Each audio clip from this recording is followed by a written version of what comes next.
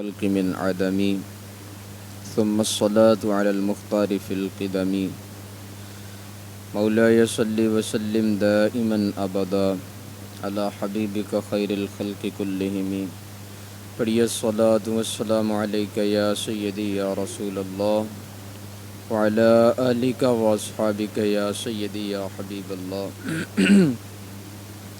الصلاة والسلام عليك يا سيدي يا رحمة للعالمين وعلى آلك وأصحابك يا سيدي يا شفيع المذنبين۔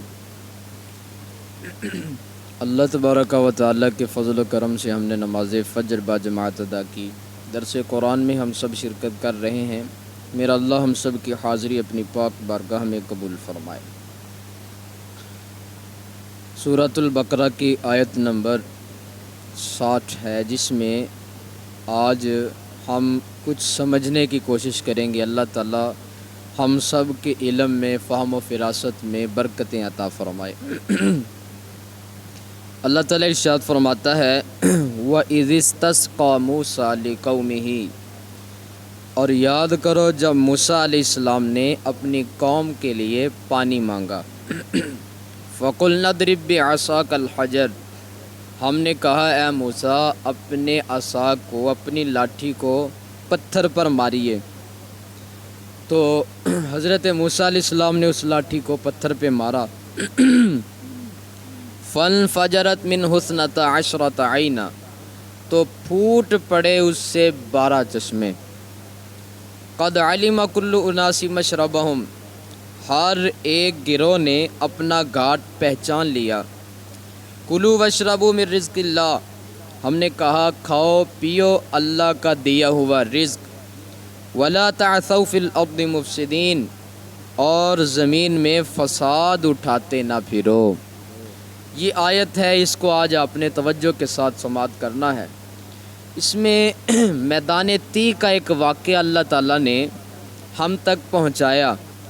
جب بنی اسرائیل میدان تیہ کے اندر 40 سال بھٹکتی رہی، وہاں پہ پینے کے لیے پانی بھی موجود نہیں تھا، سبزہ بھی کوئی نہیں تھا، کھانے پینے کی اشیاء بھی موجود نہیں تھیں، کوئی سایہ بھی نہیں تھا۔ اور یہ ہوا کس سبب سے، یہ پچھلے درس کے اندر آپ سماعت کر کے آئے ہیں، اللہ کے نبی کی مخالفت کی وجہ سے ان پر یہ مصیبت آئی۔ اب وہاں پہ جب یہ قوم پیاسی تھی، جب بھوکی تھی، تو اللہ تعالیٰ نے من اور سلوہ نازل کیا، وہ بھی آپ نے پچھلی آیات میں سماعت کیا۔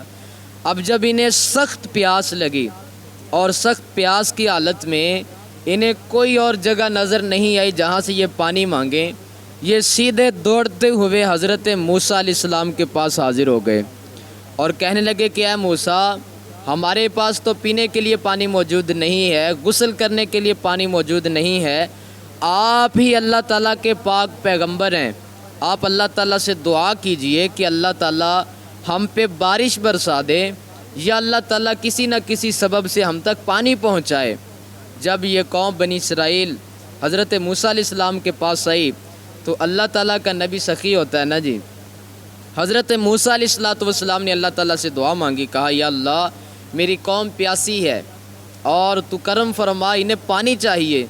اللہ تبارک و تعالیٰ نے فرمایا پیارے موسیٰ آپ کے پاس جو عصا موجود ہے، آپ کے پاس یہ لاٹھی موجود ہے، یہ ہم نے آپ کو بطور معجزہ عطا فرمائی ہے، اور فرمایا آپ ایسا کریں اس لاٹھی کو، یہ جو فلاں پتھر ہے اس پتھر کے اوپر ماریے۔ جب حضرت موسیٰ علیہ السلام نے اللہ تعالیٰ کے حکم سے اس لاٹھی کو اس پتھر کے اوپر مارا، پتھر کے اوپر لاٹھی کا لگنا ہی تھا کہ اللہ تعالیٰ نے فوراً پانی کے 12 چشمے جاری فرما دیے۔ پانی کے 12 چشمے جاری ہو گئے اور پتھر سے جاری ہوئے، اور پھر ارشاد فرمایا ہر ایک گروہ نے، چونکہ یہ بنی اسرائیل ان کے 12 گروہ تھے، 12 قبیلے تھے، اور ان کا آپس میں کوئی اتفاق اور اتحاد نہیں تھا، یہ آپس میں جھگڑے کیا کرتی تھی، اس وجہ سے اللہ تعالیٰ نے 12 چشمے پانی کے جاری فرمائے۔ ہر ایک گروہ، ہر ایک قبیلہ اپنی اپنی گھاٹ پر پہنچ گیا اور وہاں سے اس نے پانی پینا شروع کر دیا۔ اللہ کی طرف سے حکم آیا، فرمایا کہ تم اللہ تعالیٰ کی دی ہوئی نعمتیں کھاؤ، اللہ کا دیا ہوا پانی پیو، اللہ کا رزق جو تمہیں ملا ہے وہ تم آپس میں اسے بانٹ کر کے کھاؤ، لیکن فرمایا زمین کے اندر تمہیں فساد مچانے کی اجازت نہیں ہے، زمین کے اندر فساد نہیں کرنا۔ اب یہ بات آپ نے ترجمہ اور اس کی تفسیر سماعت کر لی۔ یہاں پہ ایک بات بہت ہی قابل توجہ ہے، وہ یہ ہے آج کچھ لوگ ہیں موجود ہیں جو پائے جاتے ہیں جو کہتے ہیں کہ اللہ کے نبی سے مانگنا تو شرک ہے، اللہ کے نبی سے مانگیں گے آپ ڈائریکٹ اللہ تعالیٰ سے مانگیں۔ مجھے یہ بتائیے یہ قوم اللہ تعالیٰ کو ماننے والی تھی کہ نہیں تھی؟ یہ قوم اللہ پر یقین رکھتی تھی، عبادت کس کی کرتی تھی؟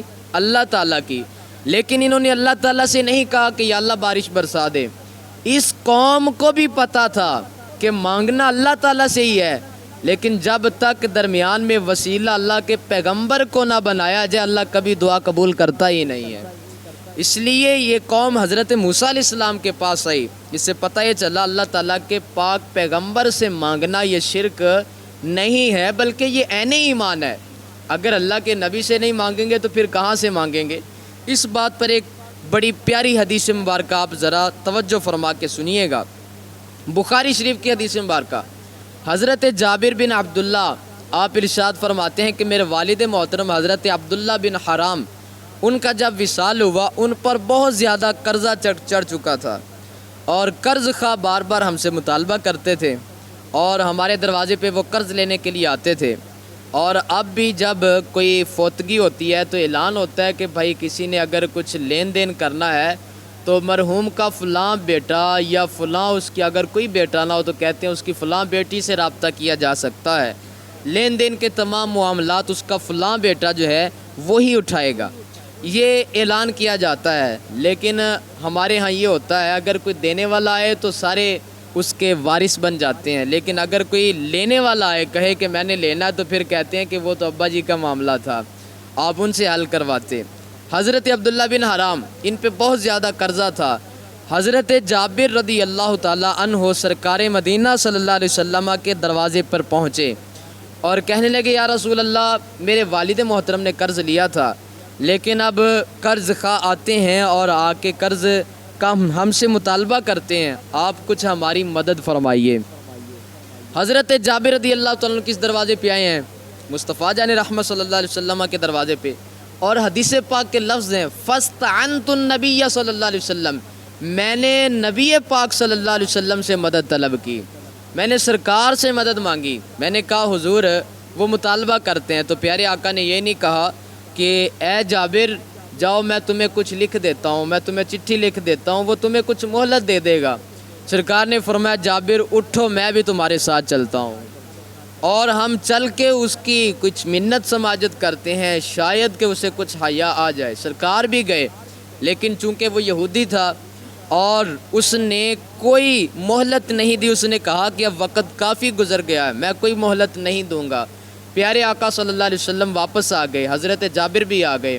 اب سنیے میرے نبی پاک صلی اللہ علیہ وسلم کا کمال، اور اللہ تعالیٰ نے محبوب اکرم صلی اللہ علیہ وسلم کو کیا کیا معجزات عطا فرما کے بھیجے، اور فرمایا بقیہ جتنے بھی انبیاء آئے وہ کوئی نہ کوئی معجزہ لے کر کے آئے، لیکن اللہ حضرت فرماتے ہیں معجزہ بن کے آیا ہمارا نبی۔ انبیاء کو ملے معجزے لیکن معجزہ بن کے آیا ہمارا نبی۔ پیارے آقا صلی اللہ علیہ وسلم کو اللہ نے سراپا سر سے لے کے پاؤں تک معجزہ ہی معجزہ بنا کے بھیجا تھا۔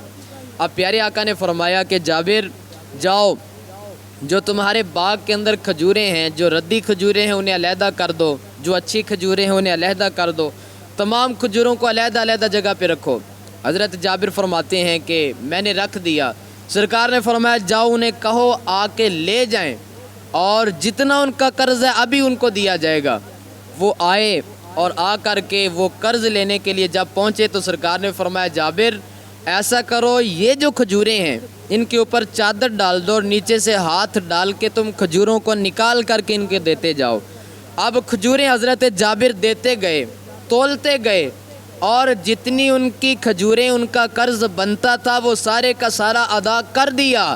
حضرت جابر فرماتے ہیں پھر میں نے جب وہ قرض خواہ چلے گئے میں نے ان کھجوروں سے کپڑا ہٹایا تو کہتے ہیں مجھے قسم ہے اس پیدا کرنے والے رب کی، ایسے لگتا تھا جیسے اس ڈھیری سے ایک کھجور بھی کم نہیں ہوئی ہے۔ اور کھجوریں ویسی کی ویسی ہی پڑی ہیں، اور یہ بخاری شریف کی حدیث مبارکہ ہے۔ ایک اور حدیث مبارکہ سماعت کیجیے اور اپنے عقیدے کی گرہ کو مضبوط کیجیے۔ پیارے آقا صلی اللہ علیہ وسلم کی حدیث پاک کو روایت کرنے والے ہیں حضرت سالم بن ابی جعد رضی اللہ تعالیٰ عنہ، یہ بھی بخاری شریف کے اندر موجود ہے۔ حضرت سالم بن ابی جعد فرماتے ہیں حضرت جابر رضی اللہ تعالیٰ عنہ سے میں نے یہ حدیث مبارکہ سنی، پیارے آقا صلی اللہ تعالیٰ علیہ وآلہ وسلم حدیبیہ کے مقام میں موجود تھے، وہاں پہ حضور کے ساتھ چند صحابہ کرام بھی تھے۔ اب وہاں پہ پانی ختم ہو گیا، جانور بھی پیاسے تھے اور سرکار کے صحابہ بھی پیاسے تھے، پانی کی اشد ضرورت تھی حدیبیہ کے مقام میں۔ وہاں پہ صرف پانی کا ایک چمڑا، ایک تھیلا موجود تھا جس کے اندر پانی موجود تھا، اور بقیہ کسی جگہ پہ کوئی پانی پینے کے لیے، غسل کرنے کے لیے موجود نہیں تھا۔ اب سرکار کے صحابہ سرکار کے گرد حلقہ باندھ کے دائرہ بنا کے کھڑے ہو گئے پریشانی کے عالم میں۔ پیارے آقا پوچھنے لگے، فرمایا کہ کیا معاملہ ہے، پریشان کیوں لگتے ہو؟ تو صحابہ عرض کرتے ہیں، کہتے ہیں یا رسول اللہ، ہمارے پاس نہ پینے کے لیے پانی موجود ہے، نہ غسل کرنے کے لیے پانی موجود ہے، نہ اپنے جانوروں کو پلانے کے لیے موجود ہے۔ پیارے آقا نے وہی جو مشکیزہ تھا، جو چمڑے کا تھیلا تھا، سرکار مدینہ صلی اللہ علیہ وسلم نے اس میں اپنی 5 انگلیاں ڈال دیں، اور 5 انگلیاں ڈال کر کے سرکار نے فرمایا ایسا کرو، تم اپنے جانوروں کو بھی پانی پلاؤ، خود بھی پانی پیو، اور فرمایا اس پانی کو تم اپنے لیے جمع بھی کر لو۔ سرکار نے جب ہاتھ رکھے تو حضرت جابر رضی اللہ تعالیٰ عنہ فرماتے ہیں کہ سرکار کے سارے صحابہ نے بھی پانی پیا اور جانوروں نے بھی پانی پیا، پانی جمع بھی کر لیا، لیکن جب تھیلے کو دیکھا گیا تو اس کے اندر ویسے کا ویسے ہی پانی موجود تھا۔ حضرت سالم بن ابی جعد فرماتے ہیں میں نے پوچھا آپ کتنے لوگ تھے؟ تو حضرت جابر فرمانے لگے رب کعبہ کی قسم، اگر وہاں پہ ہم 1,00,000 بھی ہوتے تب بھی پانی ختم نہیں ہونا تھا، اور فرمایا لیکن ہم وہاں پہ 1500 صحابہ کرام موجود تھے۔ یہ ہیں اللہ حضرت ارشاد فرماتے ہیں ندیاں 5 آب رحمت کی ہیں جاری، واہ واہ، یہ 5 نہریں۔ ادھر تو حضرت موسیٰ علیہ السلام نے پتھر سے پانی کا چشمہ جاری کیا نا، لیکن پتھر سے تو پانی کے چشمے جاری ہوتے ہی رہتے تھے، چونکہ پتھر مٹی کی جنس سے ہے اور پانی مٹی سے ہی نکلتا ہے، لیکن کمال یہ ہے کہ کریم آقا صلی اللہ علیہ وسلم اپنی انگلیوں سے پانی کے چشمے جاری فرما دیا کرتے تھے۔ اس لیے فرمایا اللہ تبارک و تعالیٰ نے جب موسیٰ علیہ السلام نے پانی مانگا تو ہم نے کیا کہا؟ ہم نے کہا ہے موسیٰ آپ اپنے عصا کو پتھر پہ ماریے۔ پھر ایک بڑی قابل غور بات، اب سب قبیلوں کے لیے علیحدہ علیحدہ گھاٹ بنی، علیحدہ علیحدہ چشمہ جاری ہوا، لیکن ساری کی ساری قوم ایک جگہ پہ اکٹھی نہیں ہوئی، آپس میں اتفاق نہیں کر سکے، ایک چشمہ جاری نہیں ہوا۔ اور ادھر سرکار کے صحابہ دیکھیے کیسا اتفاق ہے، کیسا اتحاد ہے، وہاں پہ صرف ایک چمڑے کا تھیلا ہے، اس میں سے پانی نکل رہا ہے، اور سرکار مدینہ کے صحابہ آپس میں متفق ہو کے اپنی باری باری سے پانی کو اپنے اوپر تقسیم کر رہے ہیں جی۔ اور پھر ایک اور بات، یہ 12 قبیلے کبھی بھی متحد نہیں ہوئے، لیکن آئیے بارگاہ مصطفیٰ میں چلتے ہیں، سرکار نے کیسی تعلیم اور تربیت فرمائی اپنے صحابہ کرام کی۔ جب حجر اسود کو نصب کرنے کا وقت آیا دیوار کعبہ کے اندر، اس وقت بہت سارے قبیلے، اس وقت پیارے آقا نے ابھی اعلان نبوت نہیں فرمایا تھا، یہ پہلے کی بات ہے۔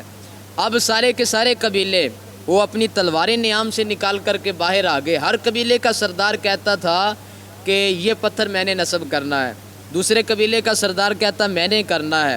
اب سارے آپس میں قریب تھا کہ لڑ پڑتے اور جنگ کا آغاز ہو جاتا، لیکن انہوں نے ایک ان میں سیانہ آدمی تھا اور بڑی عمر کا آدمی تھا، اس نے کہا ایسا کرتے ہیں کہ صبح ہونے کا انتظار کرتے ہیں، اور سب سے پہلے جو خانہ کعبہ میں اللہ کے گھر میں داخل ہوگا ہم اسی سے فیصلہ کروائیں گے کہ یہ پتھر کس نے نصب کرنا ہے۔ اب سارے کے سارے رات سو گئے، انتظار کرنے لگے، لیکن جب صبح کو اٹھ کر کے یہ سارے خانہ کعبہ کے اندر پہنچے تو سب سے پہلی شخصیت جو وہاں پہ موجود تھیں وہ آپ کے اور میرے پیارے آقا حضرت محمد مصطفیٰ تھے۔ اور سرکار جب وہاں پہ پہنچے، اب ان کا آپس میں جھگڑا تھا، اسے ختم بھی تو کرنا تھا۔ پیارے آقا نے فرمایا ادھر چادر کو بچھا دیا جائے. کیسا خوبصورت انداز ہے. فرمایا ادھر چادر کو بچھا دیا جائے. چادر کو بچھا دیا گیا. سرکار نے پتھر کو اٹھایا. توجہ ہے میری جانب جی. سرکار نے پتھر اٹھایا اور اٹھا کر کے سرکار نے اس کپڑے کے اوپر رکھ دیا اور سرکار نے فرمایا سارے سرداروں کو بلا لو. سب کو بلایا گیا. سرکار نے فرمایا بھئی ایک کونا تو پکڑ لے. بولیے سبحان اللہ. دوسرے سے فرمایا یہ کونا تم پکڑ لو. تیسرے سے فرمایا یہ تم پکڑ لو. سارے سرداروں نے ایک ایک کونا پکڑ لیا اور لے کر کے دیوار کعبہ کے قریب آئے. سرکار نے خود اٹھا کر کے اپنے ہاتھوں کے ساتھ حجر اسود کو نصب فرما دیا. اور ادھر 12 قبیلے متحد نہیں ہوئے، لیکن ادھر دیکھیے سرکار مدینہ صلی اللہ علیہ وسلم کی حکمت عملی. سرکار نے سارے قبیلوں کو لڑائی سے بھی بچا لیا، آپس میں متحد بھی فرما دیا. اس لیے یہ تعلیمات ہیں مصطفیٰ جان رحمت صلی اللہ تعالیٰ علیہ وآلہ وسلم کی. اس لیے اس آیت سے ہم نے یہ سیکھا کہ اللہ تبارک و تعالیٰ کے نبی سے جو مانگا جائے، اللہ کا نبی اسے کیا کرتا